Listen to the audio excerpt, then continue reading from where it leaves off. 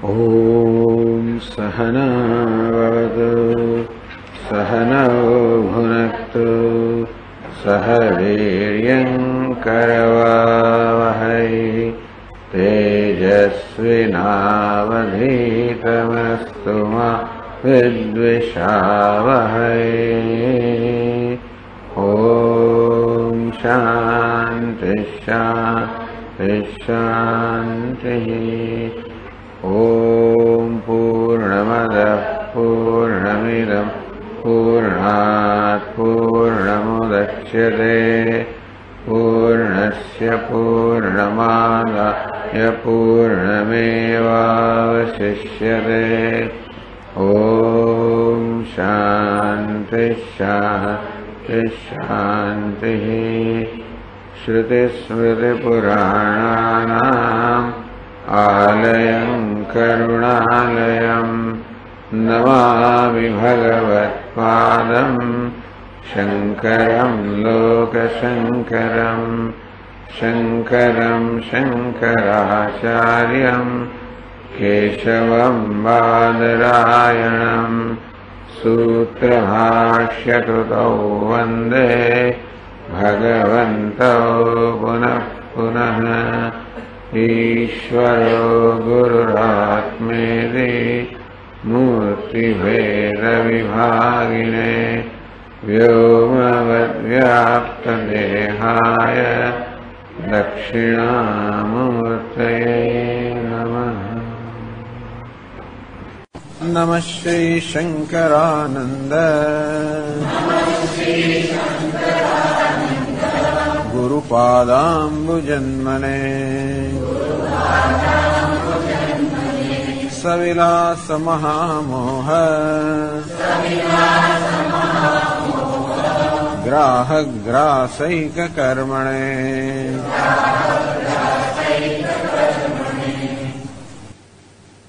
तो प्रतिबंधनी बात चली रही है। कुतस्त ज्ञानमिति चेत तद्धिबंध परीक्षयात् असावविच भूतो वा भावी वा वर्तते सवा। पुनः पुनर्विचारे भी वारंवार शास्त्रों विचार श्रवण मनन वगैरह छતાં પણ ત્રિવિધ પ્રતિબંધતઃ આ ત્રણ પ્રકારના પ્રતિબંધને કારણે ન વેત્તિ તત્વમ તો તત્વનું જ્ઞાન અપરોક્ષ જ્ઞાન થતું નથી પ્રતિબંધને કારણે ત્રણ પ્રકારના પ્રતિબંધને કારણે અસાવબીચ ભૂતો વા ભાવે વા વર્તતે થવા અને આ પ્રતિબંધ પણ ભૂતકાળનો વર્તમાનનો કે ભવિષ્યકાળનો એમ ત્રણ પ્રકારનો કહેવાયો છે। તો ભૂતકાળના પ્રતિબંધની વાત કરી કે ભૂતકાળની આસક્તિને કારણે કેવી રીતે વર્તમાનમાં સાધક વિચારની અંદર પોતાના ચિત્તને કેન્દ્રિત કરી શકતો નથી અને કેવી રીતે એ પ્રતિબંધ નિવૃત્તિની વાત કરવામાં આવી કે આસક્તિ હંમેશા નામરૂપ પ્રત્યે હોય તો નામરૂપમાંથી જયારે ધ્યાનને અસ્થિભાતિ પ્રિય તત્વમાં જયારે એને ખસેડવામાં આવે ત્યારે પ્રતિબંધ મુક્ત થયો। वर्तमान प्रतिबंध बात करी प्रज्ञामान्यम कुतर्कश्च विपर्ये दुराग्रह विषयासक्ति लक्षण। आ चार प्रकारનો વર્તમાન પ્રતિબંધ ગયો વિષયની આસક્તિ તો વૈરાગ્ય અને શમ દમ દ્વારા વિષયની આસક્તિમાંથી મુક્ત થવાય। પ્રજ્ઞામાન્યમ જે બુદ્ધિની સૂક્ષ્મતા ન હોય જેને કારણે શાસ્ત્રના આ સૂક્ષ્મ અર્થોની સમજ ના પડતી હોય તો વારંવાર શ્રવણ તો શ્રવણ જે છે એ પ્રજ્ઞામાન્યમ બુદ્ધિની સૂક્ષ્મતા જે છે એ પ્રાપ્ત કરવા માટેનો ઉપાય કર્યો। કુતર્કશ્ચ તો યોગ્ય તર્ક ન થતો હોય એટલે તર્ક કેમ કરવો આપણને ભગવાને જે તર્ક શક્તિ આપી છે દલીલ કરવાની શક્તિ આપી છે એનો યોગ્ય ઉપયોગ ન થતો હોય તો પણ આપણે ખોટા નિર્ણય પર આવીએ તો મનન એટલે કે અનુકૂળ તર્ક દ્વારા કેવી રીતે જે કે સંશયો હોય દૂર કરવા। વિપર્ય દુરાગ્રહ અને વિપર્ય દેહાત બુદ્ધિ એમાંથી કેમ મુક્ત થતો કે નિધિધ્યાસન દ્વારા આ શ્રવણ મનન નિધિધ્યાસન દ્વારા આ પ્રતિબંધ મુક્ત થવાય। આમ વર્તમાન પ્રતિબંધની વાત કરી। હવે આગળ 45મા શ્લોકથી કહેશે ઇદાનીમ ભાવિ પ્રતિબંધમ દર્શયતિ। હવે ભવિષ્યનો પ્રતિબંધ છે એ बतावे છે. आगामि प्रतिबंधश्च वामदेवे समीरितः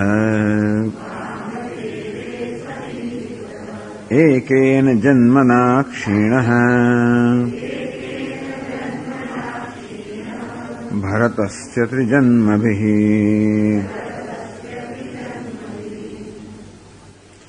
आगामी प्रतिबंधश्च वामदेवे सम्यक ईरितः. આગળ જેનો વામદેવની વાત કરી ત્યારે આગામી પ્રતિબંધની વાત કરવામાં આવી જ ખરેખર તો આગળ કહેવામાં આવ્યું ગર્ભ એવ શયાનસન વામદેવો બુદ્ધવાન પૂર્વાભ્યસ્ત વિચારેણ યદ્વત અધ્યયનાદિષુ. આગળ 35મા શ્લોકમાં કહેવામાં આવ્યું કે પૂર્વાભ્યસ્ત વિચારેણ પૂર્વના જન્મમાં જે વિચારનો અભ્યાસ કરેલો શાસ્ત્રના શ્રવણનો અભ્યાસ કરવાને કારણે કંઈક પ્રતિબંધ બાકી રહી ગયો છે તો વામદેવ માતાના ગર્ભમાં પ્રવેશ કરવો પડ્યો અને ગર્ભમાં એને જ્ઞાન થયું. એટલે કે કંઈક એવો પ્રતિબંધ હશે જે આ અપરોક્ષ જ્ઞાન નિષ્ઠાની અંદર કંઈક આડે આવતો હોય. અને તો આગામી પ્રતિબંધ છે. આગામી પ્રતિબંધ જન્માંતર હેતુ. તો આગામી પ્રતિબંધ હવે પછીનો પ્રતિબંધ એટલે કે પછીના જન્મનું કારણ. પછીનો જન્મ આપણને આપે જેમ કે કોઈક પ્રતિબંધ હોવો જોઈએ જેને વામદેવને જન્મ આપ્યો અર્થાત એને માતાના ગર્ભમાં પ્રવેશ કરવાની ફરજ પાડી. પ્રારબ્ધ શેષ ઇત્યર્થ. એવું કંઈક પ્રારબ્ધ હોય જેને ભોગવવું જ પડે. અને તો એવું કંઈક પ્રબળ પ્રારબ્ધ હોય જે આ પ્રકારે જ્ઞાન નિષ્ઠામાં અવરોધરૂપ બને તો એ પ્રારબ્ધને ભોગવવાથી એ પ્રતિબંધ દૂર થાય અને જ્ઞાનમાં નિષ્ઠા પ્રાપ્ત કરી શકાય. एकेन जन्मना क्षीणः वामदेवस्य इति तस्य च भोगमंतरेण निवृत्त्यभावात्. આ પ્રબળ પ્રારબ્ધ એવું છે કે ભોગ સિવાય પ્રારબ્ધને ભોગવ્યા સિવાય નિવૃત્ત ન થાય. તન નિવૃત્તો કાળ નિયમો નાસ્તી. એટલે આજે ભાવિ પ્રતિબંધ છે જે કોઈ પ્રબળ પ્રારબ્ધને કારણે છે જે આ પ્રકારનો પ્રતિબંધ ઉત્પન્ન કરે છે. હવે એ ક્યારે નોક્ષ કહી ના શકાય. એ પ્રબળ પ્રારબ્ધ એક જન્મમાં પૂરું થાય, બે જન્મમાં પૂરું થાય કે અનેક જન્મમાં પૂરું થાય એ કહી ના શકાય. એટલે કહ્યું તન નિવૃત્તો કાળ નિયમો નાસ્તી. એ ભાવિ પ્રતિબંધની નિવૃત્તિ માટે કોઈ કાળનો નિયમ નથી કે અમુક કાળમાં જ પૂરું થાય. જેટલું પ્રારબ્ધનો ક્ષય થાય ત્યારે એ પ્રતિબંધ દૂર થાય. એકેન જન્મના ક્ષીણ વામદેવસ્ય. સચ એકેન જન્મના ક્ષીણ વામદેવસ્ય. તો વામદેવ ઋષિને ગર્ભમાં જ્ઞાન થયું અર્થાત એમને એક જ જન્મમાં એ પ્રતિબંધ ક્ષીણ થયો અને જ્ઞાન ઉત્પન્ન થયું. ભરતસ્ય ત્રિજન્મભિ. જયારે ભરત રાજાને 3 જન્મમાં એક તો ભરત રાજા બન્યા પછી હરણમાં એમની આસક્તિ થઈ અને આસક્તિ સહિત એમણે દેહ છોડવા માટે બીજા જન્મમાં હરણ બન્યા અને પછી એમને પૂર્વનું જ્ઞાન હતું એટલા પણ હરણ બન્યા ત્યારે પણ હંમેશા એવા મહાપુરુષોના સંગમાં જ રહ્યા અને ત્રીજા જન્મમાં એ જડ ભરત બન્યા. ભરત તો બન્યા પણ જડ ભરત બન્યા. જાણીને બન્યા કે બસ હવે મારે સંસારમાં પડવું નથી કોઈ પણ રીતે. આમ ત્રીજા જન્મમાં એમની મુક્તિ થઈ. આ પ્રસિદ્ધ વાત છે. ભરતસ્ય ત્રિજન્મભિ. આમ ભરત મુનિને 3 જન્મમાં એ પ્રતિબંધ દૂર થયો. ટૂંકમાં આ વામદેવ ભરત વગેરેના દ્રષ્ટાંતો આપવામાં આવે કેવી રીતે કોઈક પ્રબળ પ્રતિબંધ હોવાને કારણે એ જ્ઞાનમાં નિષ્ઠા પ્રાપ્ત ન કરી શક્યા અને તેથી મોક્ષ પ્રાપ્ત થતા એમને આવો સમય થયો. આ છે ભાવિ પ્રતિબંધ. તો આપ કહો છો કે ભાઈ આ ભાવિ પ્રતિબંધ એટલે પેલું પ્રબળ પ્રારબ્ધ ક્યારેક ક્ષીણ થાય એને માટેનો કોઈ નિયમ નથી. એક જન્મમાં ક્ષીણ થાય કે અનેક જન્મમાં ક્ષીણ થાય. પણ આપે જ કહ્યું ને કે વામદેવનો 1 જન્મમાં ક્ષીણ થયો, ભરત રાજાનો 3 જન્મમાં ક્ષીણ થયો. એટલે કાનો નિયમ લાગે છે કે 1 જન્મમાં કે 3 જન્મમાં અનેક જન્મ સંસિદ્ધ. ભગવાન પણ જરા કે જે પણ શ્લોક આગળ આવશે અનેક જન્મ સંસિદ્ધ. અનેક જન્મની સાધનાને કારણે જેમણે સંસિદ્ધિ અર્થાત પૂર્ણતા પ્રાપ્ત કરી છે એ અનેકનો શું અર્થ કરવા?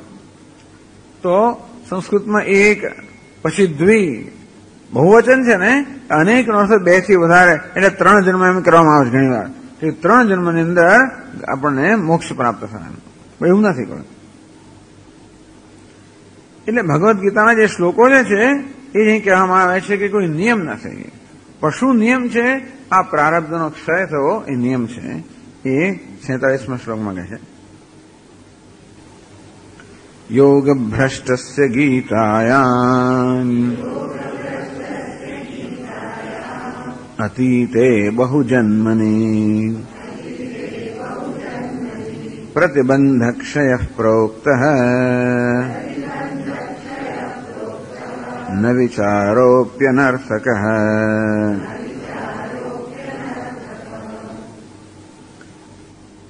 યોગ ભ્રષ્ટસ્ય ગીતાયામ અતીતે બહુજન્મની પ્રતિબંધક્ષય પ્રોક્તઃ પાર્થ નૈવેહેનામુત્ર વિનાશસ્તસ્ય વિદ્યતે નહીં કલ્યાણકૃત કશ્ચિત દુર્ગતિમ તાદ ગચ્છતિ. ભગવાન આ પ્રકારે પ્રસ્તાવના કરીને કહ્યું કે હે તાત, ક્યારે પણ જેણે પોતાના જીવનમાં કલ્યાણ કર્યું છે, જ્ઞાન, વૈરાગ્ય, શ્રદ્ધા વગેરે સદગુણો પ્રાપ્ત કર્યા છે, એની ક્યારેય દુર્ગતિ થતી નથી. અને કેમ દુર્ગતિ થતી નથી? એની સદગતિ થાય છે, પણ સદગતિ થવાની કઈ પ્રક્રિયા છે એ ભગવાને વર્ણન કરેલું. તો યોગ ભ્રષ્ટ કોને કહેવાય? તત્વ સાક્ષાત્કાર પર્યંતમ વિચાર રહિત ઇત્યર્થ. એ જ અર્જુનનો પ્રશ્ન હતો. અયત હિ શ્રદ્ધયોપેત યોગાત ચલિત માનસ અપ્રાપ્ય યોગ સંસિદ્ધિમ કામ ગતિમ કૃષ્ણ ગચ્છતિ. હે ભગવાન, અયતિ એટલે યતિ ખરો પણ અલ્પ, જેણે અલ્પ પ્રયત્ન કર્યો, પૂરતો પ્રયત્ન ન કર્યો. શ્રદ્ધયોપેત, શ્રદ્ધાવાળો યતિ છે. શ્રદ્ધા હોવાને કારણે એણે પોતાની જાતને, પોતાના જીવનને આ જ્ઞાન સાધનામાં સમર્પિત કર્યું. અર્થાત એણે પોતાનો કર્મ માર્ગ છોડ્યો અને જ્ઞાન માર્ગ પસંદ કર્યો, સંન્યાસ પસંદ કર્યો. અયત હિ શ્રદ્ધયોપેત, એનામાં પૂરી શ્રદ્ધા છે શાસ્ત્રમાં, અને આ સાધનમાં પણ શ્રદ્ધા છે. માટે શ્રદ્ધા સહિત એ આવો શાસ્ત્ર વિચાર કરતો, શ્રવણ મનન કરતો હતો. યોગા ચલિત માનસ. પણ અંતકાલે ભગવાન 8મા અધ્યાયમાં કહે છે, અંતકાલે છે મામેવ સ્મરણ મુક્ત્વા કલેવરમ. અંતકાલે મારું સ્મરણ કરતા જો આ દેહ છોડવામાં આવે તો એ મારા ભાવને મને પ્રાપ્ત કરે છે. યોગા ચલિત માનસ, અંતકાળે જેનું મન આ યોગમાંથી ચલાયમાન થયું છે. અને માટે અંતકાળે કોઈ કારણથી અંતકાલે પેલી સ્મૃતિ જન્મતી નથી. અપ્રાપ્ય યોગ સંસિદ્ધિમ, અને આ યોગથી સિદ્ધિ પ્રાપ્ત થવી જોઈએ, અર્થાત મોક્ષ પ્રાપ્ત થવો જોઈએ. અપ્રાપ્ય યોગ સંસિદ્ધિમ કામ ગતિમ કૃષ્ણ ગચ્છતિ. હે કૃષ્ણ, આ જીવનમાં પૂરતો પ્રયત્ન કરવા છતાં પણ મોક્ષ પ્રાપ્ત ન થયો તો એની શું ગતિ થાય? કચ્છિન્નો ભય વિભ્રષ્ટ છિન્ના ભ્રમે નશ્યતિ. એ તો ઉભયભ્રષ્ટ થઈ જવાનો. એણે પોતાનો કર્મ માર્ગનો ત્યાગ કર્યો અને જ્ઞાન માર્ગમાં નિષ્ઠા પ્રાપ્ત ન કરી શક્યો. એટલે જેમ પેલું વાદળ તો વાદળ એક સમૂહ હોય એને છોડીને એક નાનું વાદળ છૂટું પડી જાય બીજા વાદળના સમૂહમાં જોડાવા માટે, પરંતુ બીજા વાદળના સમૂહ જોડાય પહેલા વચ્ચે જ બીજાનું છિન્ન ભિન્ન થઈ જાય. કચ્છિન્નો ભય વિભ્રષ્ટ છિન્ના ભ્રમે નશ્યતિ. અને કર્મ સમુદ્ર છોડી દીધો અને સંન્યાસ એટલે જ્ઞાનનો સમૂહમાં જોડાવા માટે કર્મ સમૂહ છોડી દીધો, પણ એ જ્ઞાનમાં નિષ્ઠા પ્રાપ્ત ન કરી શક્યો. અને માટે છિન્ના ભ્રમે નશ્યતિ. કેમ? તો પેલું વાદળ જેવી રીતે નષ્ટ થઈ જાય તેવી રીતે આ સાધક પણ નષ્ટ થઈ જાય. અર્થાત જે કે એણે પ્રયત્ન કર્યો એ બધું નષ્ટ થઈ જવાનો, એ ખરેખર વેડફાઈ જવાનો. એ તન્મે સંશયમ કૃષ્ણ છિત્તુમહસ્ય શેષતઃ ત્વદન્ય સંશયસ્યાસ્ય છેદતા ન કેવ પદ્યતે. ભગવાન મારો આ સંશય છે એ છેદવા આપ જ યોગ્ય છો, કારણ કે આપ જ આ બધું જાણો છો.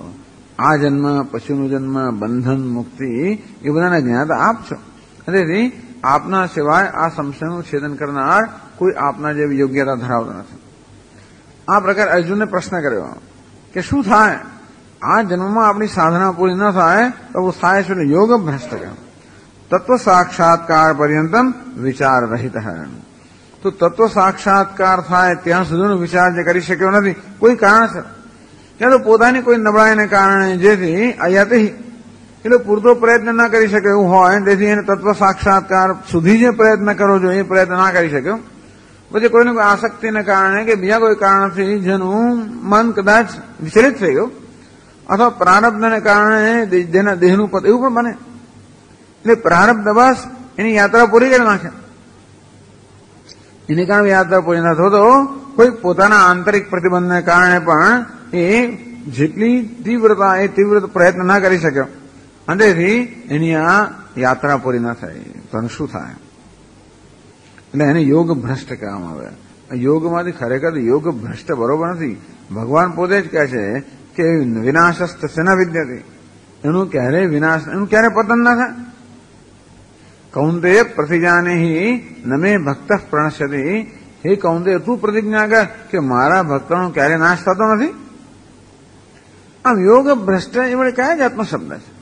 યોગમાંથી ભ્રષ્ટ થયેલો, ચાલો ટૂંકમાં ભ્રષ્ટ તો ન જ થાય, પરંતુ એ પોતાને એટલે પોતાનું ધ્યેય છે એ ધ્યેય પ્રાપ્ત ન કરી શકે.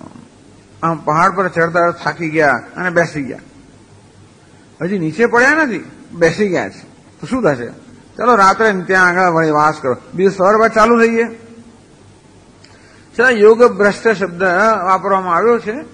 યોગમાંથી ભ્રષ્ટ થયો, ભ્રષ્ટ એનું પતન થયું, પતન થતું નથી પણ ત્યાં અટકી ગયો છે. એટલે ટીકાકાર કહે છે યોગ ભ્રષ્ટ તત્વ સાક્ષાત્કાર પર્યંતમ વિચાર રહિત. તત્વ સાક્ષાત્કાર સુધીનો વિચાર ન ચાલે. યોગ ભ્રષ્ટસ્ય ગીતાયામ અતીતે બહુજન્મની પ્રતિબંધક શેફ પ્રોક્ત. તો ગીતામાં કહ્યું છે કે અતીતે બહુજન્મની, હવે પછીના બધા બહુજન્મની અંદર કે અનેક જન્મ સંસિદ્ધ, અનેક જન્મમાં પ્રયત્ન કરતા કરતા એ પૂર્ણતા પ્રાપ્ત કરે એમ કરીને અતીતે બહુજન્મની, હવે પછીના ભવિષ્યના બહુ બધા જન્મમાં પ્રતિબંધક ક્ષય પ્રોક્ત. આ પ્રતિબંધક ક્ષય કયો છે ગીતાની અંદર. તો અનેક જન્મ લેવાના છે તો પછી અત્યારે આ બધું શ્રવણ કરવાનો અર્થ શું? તર્હિ તત્ વિચાર નિષ્ફળ સ્યાદ. તો પછી અનેક જન્મ લેવાના જ હોય તો એનો તે થયો કે આ જન્મમાં તત્વ વિચાર શ્રવણ મનન કરવું ને બીજું બધો આનંદ પ્રમોદ છોડી દેવો. સંન્યાસ લેવાનો તો એ જ કે જેને આનંદ પ્રમોદનો ત્યાગ કરે. બીજું શું? ભોગ બુદ્ધિ ભોગનો ત્યાગ કરો એનામ સંન્યાસ. કર્મનો ત્યાગ કરો એ બરોબર છે, પણ કર્મના ત્યાગ કરતા ભોગનો ત્યાગ કરો મહત્વની વસ્તુ એ છે. કર્મ એટલે કર્તવ્યનો ત્યાગ કરો, જવાબદારી છોડી દેવું તો બરોબર છે, અને એને કારણે જે લાભ થાય તો ન જ થાય ને. જો જેને ભોગનો ત્યાગ કરવાને કારણે જો કદાચ ભોગ વાસના રહી ગઈ હોય તો પણ એ અવરોધરૂપ બને. એ પણ આગળ કહેશે સંન્યાસસ્તુ મહાબાહો દુઃખમાપ્તુમ અયોગત. તો યોગ દ્વારા અંતઃકરણ શુદ્ધિ પ્રાપ્ત ન થઈ હોય. યોગ યુક્તો મુનિર્બ્રહ્મ નચેરેણાદિ ગચ્છતિ. આ યોગને કારણે આ મનુષ્ય મુનિ બને અને પછી બ્રહ્મને પ્રાપ્ત કરે. તો યોગના કર્મયોગના સાધન દ્વારા જેણે મુનિપણું પ્રાપ્ત ન કર્યું હોય એને પણ એ સંન્યાસ એવો ફળદાયી થતો નથી. તો શું કરવા એ બધું કરવું? જો અનેક જન્મ લેવાના જ હોય તો શું કરવા સંન્યાસ લેવો અને માત્ર શાસ્ત્રનું શ્રવણ મન બધાને સમર્પિત થવું એ શું કરવા કરવું? તત્વ વિચાર નિષ્ફળ થઈ ગયો ને? તો કે નહીં, ન વિચારો બી અનર્થક. તો વિચાર અનર્થક નથી, વિચાર ચાલુ રાખવો જોઈએ. તત્વ સાક્ષાત્કાર પર્યંત વિચાર ચાલુ રાખવો જોઈએ. ટૂંકમાં વિચાર એટલે શાસ્ત્રોનું શ્રવણ મનનને કારણે, બુદ્ધિની સૂક્ષ્મતાને કારણે જે આપણામાં સમજ જન્મવી જોઈએ, એને કારણે જે ભ્રમ નિવૃત્ત થવા જોઈએ એ પ્રક્રિયા જે પૂર્ણ થઈ નથી, પરિપક્વ થઈ નથી. એટલે જ્યાં સુધી ફળ ન પાકે ત્યાં સુધી એને પકાવવાનો પ્રયત્ન કરવો જોઈએ. જ્યાં સુધી પેલું બીજમાંથી અંકુર ફૂટે, એનો છોડ થાય, વૃક્ષ થાય, ફળ આવે, ત્યાં સુધી ઉછેરવું જ પડે. ક્યારે થશે? ઉતાવળે આંબા ના પાકે એમ કે છે, પણ આંબાને પકાવવા હોય તો કેટલાક વર્ષ રાહ જોવી જ પડે, એનું જતન કરવું પડે. એને પછી ક્યાં સુધી પાણી પીવડાય તો કેરી તો આવીને આવે, છોડો ને, એવું નહીં. કેરી ના આવે ત્યાં સુધીમાં ખાતર, પાણી આ બધું કરવું પડે, જતન કરવું પડે. તેવી રીતે જ્યાં સુધી આ વિચારરૂપી બીજ મોક્ષરૂપી ફળ ન પ્રાપ્ત કરાવે ત્યાં સુધી એ વિચાર, શાસ્ત્રનું શ્રવણ મનન અને જોડે જોડે જે જપ ઉપાસના થતી હોય કે ભાઈ શમદમાદિ સંપત્તિ વગેરે આ બધું થવું જ જોઈએ. એટલે મન બધું પરિપક્વ બને. ફળની જેમ પરિપક્વ બનતા બનતા ધીમે ધીમે એની અંદર રહેલી જે સ્વાભાવિક સુગંધ છે એ અભિવ્યક્ત થાય. આ મોક્ષમાં પ્રાપ્ત કરવાનું તો છે નહીં, મોક્ષ તો આત્માનો સ્વભાવ જ છે, પરંતુ આત્મા પોતાના સ્વને અત્યારે અભિવ્યક્ત કરી શકતો નથી. આ એવા બધા આવરણ ને વિક્ષેપ આવી ગયા છે એટલે આત્મા પોતાના સ્વભાવ વ્યક્ત કરી શકતો નથી. અને માટે આત્માના સ્વભાવની આડે રહેલા જે કે આવરણો છે, વિક્ષેપો છે, દૂર કરવા એ આપણું કાર્ય છે. એ કાર્ય એ કયા આવરણો છે, વિક્ષેપો કયા પ્રકારના છે? અનેક પ્રકારના ભ્રમ, અનેક પ્રકારના ખોટા ખ્યાલ રૂપી, અનેક પ્રકારના જીવનના ખોટા નિશ્ચયો. વસ્તુ આમ જ છે ને આમ નથી, ને હું આમ જ છું, આમ નથી, ને જગત આવું જ છે, પેલું નથી, ને ભગવાન આવો જ છે ને આવું નથી. આ પ્રકારે જીવ, જગત અને ઈશ્વર આ બધા વિષયના જ અનેક પ્રકારના નિશ્ચયો બધા દ્રઢ થઈ ગયા છે. એ બધા પ્રતિબંધકો છે. એટલે જ્યાં સુધી એક એક નિશ્ચય આપણા મનમાં ઉઠે, એ નિશ્ચયનું જયારે આ સમજ વિવેક દ્વારા નિવારણ થતું જાય, તેમ તેમ એ દૂર થાય, તેમ તેમ આ પ્રતિબંધો દૂર થાય. એવું હોવાને કારણે જ્યાં સુધી આ બધા આ ભ્રમરૂપી પ્રતિબંધ દૂર ન થાય ત્યાં સુધી આ વિચાર ચાલુ રાખવો જ જોઈએ. પ્રતિબંધ નિવૃત્ત્યનંતરમેવ અપરોક્ષ જ્ઞાન લક્ષણ ફલ સદભાવાદ. તો અપરોક્ષ જ્ઞાન ત્યારે થાય જ્યારે આ પ્રતિબંધ નિવૃત્તિ થાય, અને પ્રતિબંધ નિવૃત્તિ વિચારથી જ થાય. મૂળ પ્રતિબંધ કોઈ અવિચાર સિદ્ધ સંસાર એટલે ખરેખર અપરોક્ષ જ્ઞાન જન્મવા મૂળ પ્રતિબંધ અવિચાર. અવિચાર એટલે કે વિપરીત વિચાર, જેને કારણે આપણા મનમાં ભ્રમ ઉત્પન્ન થયા છે, તો એ અવિચાર દૂર થાય વિચારથી. ટૂંકમાં શાસ્ત્ર આપણને આ જ વસ્તુ શીખવે છે, કેવી રીતે વસ્તુને સમજવી, જીવનને સમજવું, કેમ પોતાની જાતને સમજવું, જગતને સમજવું, ઈશ્વરને સમજવું. શાસ્ત્ર આપણને બસ આ યથાર્થ સમજ જ પૂરી પાડે છે. એ દ્વારા અણસંબંધને કારણે, ગેરસંબંધને કારણે, ખોટી સંબંધને કારણે જે બધા નવા જાત જાતના નિર્ણયો જન્મ્યા છે, એ નિર્ણયો નિવૃત્ત થાય. બસ આ જ છે. અને તેથી આ વિચારથી જ પ્રતિબંધ નિવૃત્તિ થાય. પછી વિચારની જોડે સમાધિ, શિર્ક, સંપત્તિ વગેરે, ધારો કે આપણે હજી ચિત્તની એકાગ્રતા ન હોય, ચિત્તની શુદ્ધિ ન હોય, તો વિચારની સાથે એ પણ થઈ શકે. આમ સમાધિ, શિર્ક, સંપત્તિને પણ બરોબર પરિપક્વ કરવાનો પૂરેપૂરો આપણો પ્રયત્ન હોય. એને કારણે ઈશ્વરની અનુગ્રહ જોઈએ તો ઈશ્વરની આરાધના વગેરે પણ થતી હોય. આ બધો પ્રયત્ન ચાલુ હોય જોડે જોડે. એટલે પોતાનો પ્રયત્ન હોય, ઈશ્વરનો અનુગ્રહ હોય, ગુરુનો અનુગ્રહ હોય, શાસ્ત્રનો અનુગ્રહ હોય, આત્માનો અનુગ્રહ હોય, આ બધી કૃપા પ્રાપ્ત કરવાની. બસ આ માટેનો પ્રયત્ન. આ કૃપાથી આપણા અવરોધો દૂર થાય, અને ન થાય ત્યાં સુધી આ જ પ્રયત્ન કરવાનો, બીજો કોઈ પ્રયત્ન નહીં. જેમ કહે ને કે ભાઈ આ રામ નામ લઉં છું પણ કશી અસર તો થતી નથી, રામ નામમાં કોઈ રસ્તો જન્મતો નથી, તો કઈ વાંધો નહીં, તો એ રામ નામ ચાલુ જ રાખો. દૃષ્ટાંત આપે કે જેમ તીવ્ર પિત્તનો રોગ થયો હોય અને જીભ કડવી જ થઈ ગઈ હોય, જ્યારે સાકર ખાય તો સાકરે કડવી લાગે. આ સાકર કોણ ખાય? કઈ સાકર ખાધા જ કરો. એ જ પેલા પિત્તને દૂર કરીને કડવાશ દૂર કરશે અને જે મીઠાશ છે એને પ્રાપ્ત કરાવશે. તેવી રીતે આ રામ નામ છે એ પેલી હૃદયની કઠોરતા અને કડવાશ દૂર કરશે. એમ કરીને હૃદયને કોમળ બનાવશે. તે તો વિચાર પણ આપણા મનનું જે માંદ્ય છે, મંદતા છે કે જડતા છે, જે બધી છે આ વિચારથી જ દૂર થશે. એના માટે એ જ ઉપાય છે ચાલુ રાખવો જોઈએ. એ જ બધા પ્રતિબંધને દૂર કરશે. અને જ્યાં સુધી પ્રતિબંધ દૂર ના થતા સુધી એક જન્મ કે અનેક જન્મ સુધી આ પ્રયત્ન ચાલુ રાખવો જોઈએ. ગીતાયામ પ્રતિપાદ્યમર્થમ, આ અર્થ ગીતામાં પ્રતિપાદિત કરેલો છે. બસ એને એકલા હવે 4 શ્લોકોમાં બતાવે છે. 4 શ્લોકોની અંદર અહીંયા ગ્રંથકાર બતાવે છે તતો યાદિ પરામ ગતિમ, ત્યાં સુધી. એટલે 47 થી માંડીને 50મા શ્લોક સુધીમાં ગીતામાં ભગવાને જે કહ્યું છે, 41-44 શ્લોકમાં 6થા અધ્યાયમાં એ જ વસ્તુ ગ્રંથકાર આપણને બતાવે. એમ કરીને ગ્રંથકાર આ બધા શાસ્ત્રને સમજાવી પણ દેશે આપણને. એટલે ગીતા શાસ્ત્રના પણ મહત્વના શ્લોકો છે. જેમ કે આગળના એક પ્રકરણની અંદર એશા બ્રાહ્મી સ્થિતિ પાર્થ નૈનામ પ્રાપ્ય વિમોહિત, એ બધા શ્લોકો પણ સમજાવે. એટલે એ શ્લોકો સમજવાની જરૂર હોય, જેના વિશે કઈ સંશય હોય કે જે સ્પષ્ટ થવાની આવશ્યકતા છે, એવા પણ ગ્રંથકાર એવા બધા પણ અંશ લેતા હોય છે શાસ્ત્રમાંથી. પછી બ્રહ્મસૂત્ર હોય, ઉપનિષદ હોય, ભગવદ્ ગીતા હોય, એમ કરીને સમગ્ર શાસ્ત્રમાં આપણને એક અવલોકન કરાવે છે અને બધાનો એક સમન્વય કરાવે છે.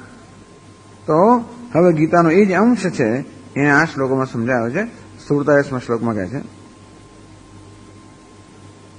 પ્રાપ્ય પુણ્યકૃતામ લોકાન आत्मतत्व विचारतः शुचीनां श्रीमतां गेहे साभिलाषोऽभिजायते।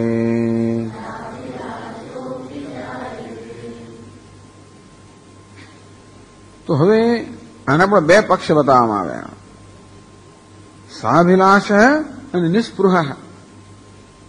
તો આ જે સાધકો છે જે પ્રયત્ન કરી રહ્યા છે એમને સાધકોને બે વિભાગમાં વહેંચવામાં આવ્યા.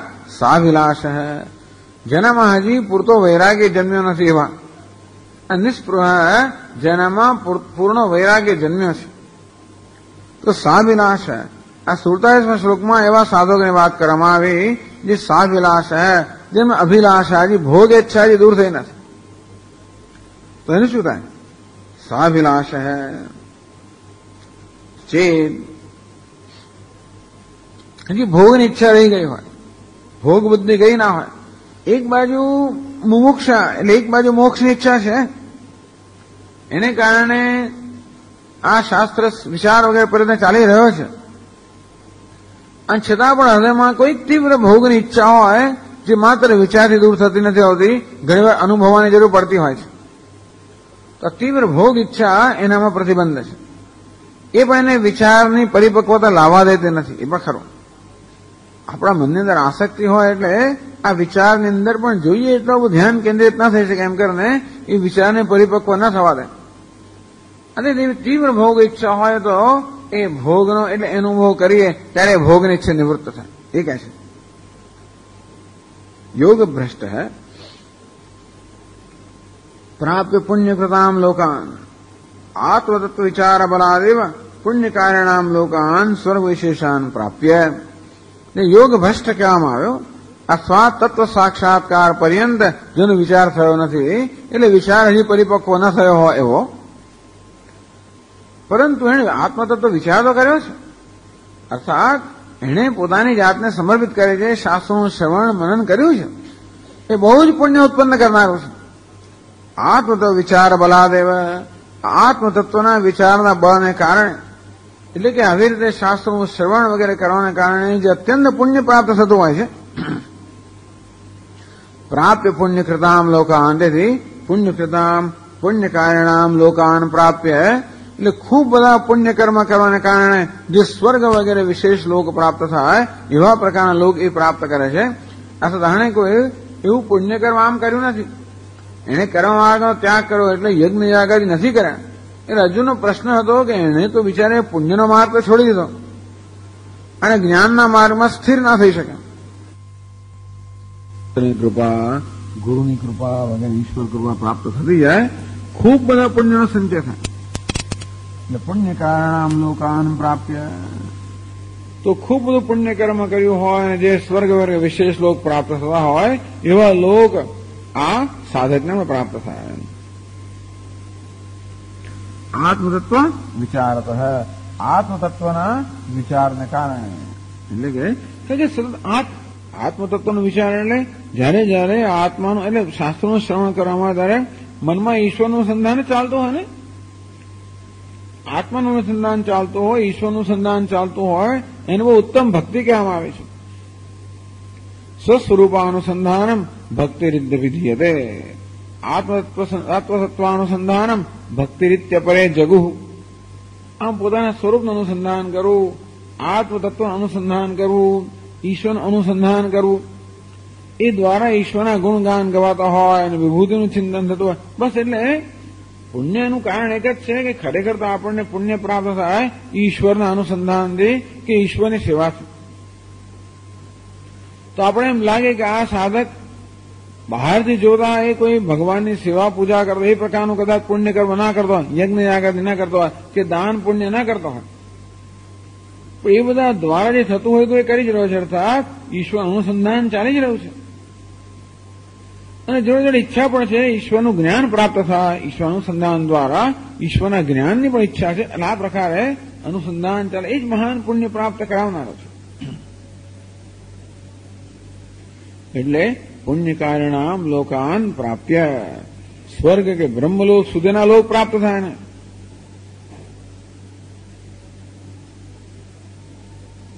તત્ર બહુકાલમ સુખમ અનુભૂય, અને ત્યાં ઘણા લાંબા સમય સુધી પેલા પુણ્યના પરિણામે સુખનો અનુભવ કરીને તદ ભોગ અવસાને, અને પછી એ પુણ્યનો જયારે એ ભોગનો એટલે પુણ્યનો ક્ષય થાય એટલે ભોગનો અવસાન થયું. એટલે ટૂંકમાં એની જે વાસના હતી એ વાસના મહદઅંશે પૂરી થઈ છે. એકદમ પૂરી ના થઈ ગયો છતાં પણ પેલી વાસના મહદઅંશે પૂરી થઈ, કારણ કે ભોગનો અનુભવ થયો. સાબિલાસશ્ચેત અસ્મિન લોકે શુચીનામ શ્રીમતામ ગેહે યોગ ભ્રષ્ટો વિજાયતે. શુચીનામ માતૃતઃ પિતૃતઃ શુદ્ધાનામ, એને એવા ખાસ કુળની અંદર જન્મ થાય જ્યારે માતા પિતા બધા શુદ્ધ હોય, નિષ્કલંક હોય, પવિત્ર હોય, એવું જીવન જીવતા હોય. અને શ્રીમતામ વળી પાછા શ્રીમાન એટલે કે ધનવાન પણ હોય. ટૂંકમાં એને એવા કુળમાં જન્મ થાય જ્યાં પેલો થોડો વૈરાગ્યમાં થોડી કથાશ હોવાને કારણે હજી જરા ભોગ એવી વાસના રહી ગઈ છે, માટે ધનવાન કુટુંબમાં જન્મ થાય જ્યાં વળી પાછા એને આવા પ્રકારનો એક સગવડ તો પ્રાપ્ત થાય. તો આપણે એવા ધનવાન કુટુંબમાં જન્મીએ તો શક્ય છે કે વળી ભોગમાં આપણું ધ્યાન વળી પાછું વિચલિત થઈ જાય. પણ આ તો શુચિનામ ગેહ, તો એના માતા પિતા બંને શુદ્ધ હોવાના કારણે એનામાં એટલે ત્યાં વિષય ભોગ નથી. બધી સુખ સગવડ હોય છતાં પણ વિષય ભોગનું વાતાવરણ નથી. છતાં સુખ સગવડ હોવાના કારણે એ પ્રકારની પણ એની જે જરૂરિયાત પૂરી થઈ જાય, અને જોડે જોડે એનો સમય જયારે આવે ત્યારે એ આ આધ્યાત્મિક માર્ગમાં વળી પાછો જોડાઈ જાય. એટલે વૈરાગ્યનો અભાવ છે એને માટે આ પ્રકારે કરવું. જ્યારે જેનામાં વૈરાગ્ય છે એની ગતિની વાત કરે છે 48મા શ્લોકમાં કહે છે, અથવા યોગિનામેવ કુલે ભવતિ ધીમતામ નિસ્પૃહો બ્રહ્મતત્વસ્ય વિચારાત તદ્ધિ દુર્લભમ.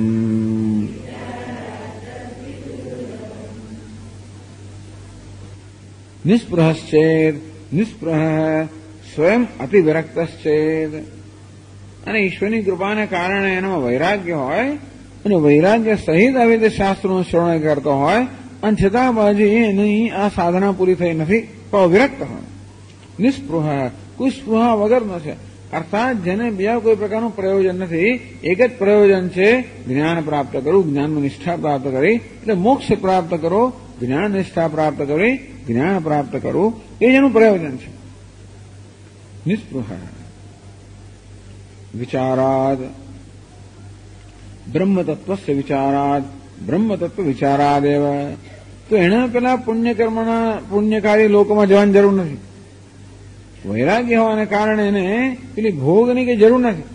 એના માટે બ્રહ્મતત્વ વિચારાત, તો બ્રહ્મતત્વના વિચારને કારણે ધીમતામ યોગિનામ એવ કુલે ભવતી જન્મ, તો એનો જન્મ યોગીના કુળમાં થાય. ચિત્ત એકાગ્રતામ કુલે ભવતી, એ જે કુળમાં જન્મ લે ત્યાં આગળ માતા કે પિતા યોગી હોય તો ચિત્તની એકાગ્રતા વાળા હોય, નિસ્પૃહ હોય, પેલે શ્રીમતામ ન હોય, ધનવાન ન હોય, પણ કેવા હોય? યોગી હોય. કદાચ દરિદ્ર હોય, એ પણ એક લાભ છે. ક્યારેક દરિદ્ર કુટુંબમાં પણ જોડે જોડે પવિત્ર કુટુંબમાં, આમ દરિદ્ર કુટુંબમાં જન્મ થયો એ થોડું પાપનું કારણ છે, ખરેખર પાપને કારણે છે. એટલે આપણા જીવનમાં આપણે જે મૂળભૂત જરૂરિયાતો હોય પ્રાપ્ત ન થવી એ પાપને કારણે હોઈ શકે. પરંતુ આપણે એવા કુળમાં જન્મ્યા હોય, કુટુંબમાં જન્મ થયો હોય જ્યાં એ ગરીબીનું કોઈ મહત્વ જ નથી, જ્યાં ઈશ્વરની આરાધનાનું મહત્વ છે, જ્યાં પુણ્યનું મહત્વ છે, પુણ્ય પણ નહીં, યોગી નામ ઈશ્વરની આરાધના, એટલે કર્મકાંડી પણ નહીં પરંતુ ઈશ્વરના આરાધકો હોય. યોગ, ઉપાસના આ બધાનું મહત્વ છે.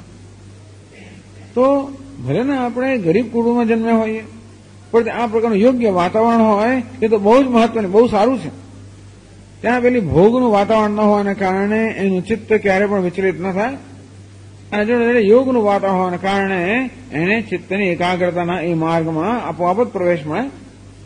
એટલે જેના જે કુટુંબની અંદર આ વેદ વગેરેના સંસ્કાર હોય છોકરાઓ જન્મે ને નાના હોય ત્યારથી જ પછી એમને આ પ્રકારના સંસ્કાર મળતા હોય, વેદ પાઠશાળા મોકલવામાં આવતા હોય, આ બધું શીખી નાનપણથી જ.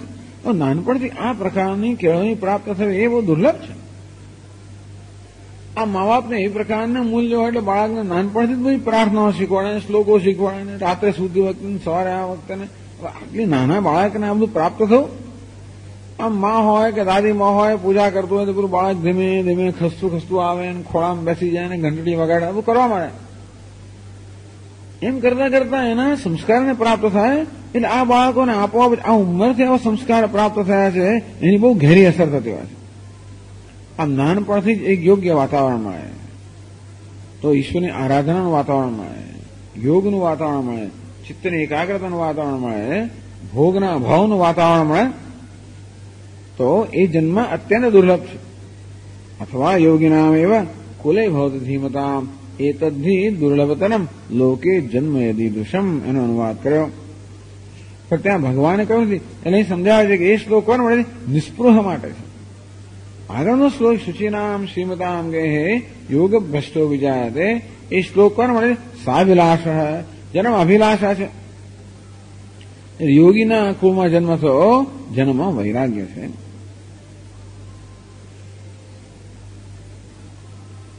પૂર્વસ્માત પક્ષાત કો વિશેષ. ચલો ભાઈ શુચિનામ શ્રીમતામ ગેહે જન્મ થયો અને યોગીના કુળમાં જન્મ થયો તો આમાં વધારે સારું શું છે? તદ દુર્લભમ હિ અસ્માત કારણાત યોગી કુલે જન્મ દુર્લભમ. કારણ કે આ યોગીના કુળમાં જન્મ થયો અત્યંત દુર્લભ છે. અલ્પ પુણ્યના અલભ્યમ ઇત્યર્થ. ખૂબ બધું પુણ્ય હોય તો એ પ્રાપ્ત થાય, અલ્પ પુણ્યથી પ્રાપ્ત ન થાય. તો વિચાર કરો, આપણે કોઈ શ્રીમંત કુટુંબમાં જન્મ થયો એના કરતા એક ગરીબ કુટુંબમાં જન્મ થયો પણ જ્યાં પવિત્રતા છે તો એ જન્મ ભગવાન વધારે સારો માને છે. આધ્યાત્મિક ઉન્નતિ માટે એટલા જ માટે કે સંસાર તરફ તાલનું ચિત્ત જવાનું જ નથી. નાનપણથી એ પ્રકારના સંસ્કારોના કારણે એ પોતાના માર્ગે બહુ ઝડપથી આગળ વધે અને ભગવાન તેથી કહે છે કે આ પ્રકારનો જન્મ વધારે દુર્લભ છે, અત્યંત ઉત્તમ છે. ચાલો આવતા વખતની હવે ચર્ચા ચાલુ રાખશું. ઓમ પૂર્ણમદ પૂર્ણમિદમ પૂર્ણમુદચ્યતે પૂર્ણસ્ય પૂર્ણમાદાય પૂર્ણમેવાવશિષ્યતે. ઓમ શાંતિ શાંતિ શાંતિ. શંકરં શંકરાચાર્યં કેશવં બાદરાયણં સૂત્રભાષ્યકૃતૌ વંદે ભગવन्तौ પુનઃ પુનઃ. ઈશ્વરો ગુરુરાત્મેતિ મૂર્તિભેદવિભાગિને વ્યોમવદ્વ્યાપ્તદેહાય દક્ષિણામૂર્તયે નમઃ.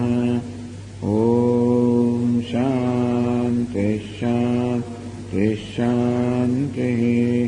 હરિ ઓમ. શ્રી ગુરુભ્યો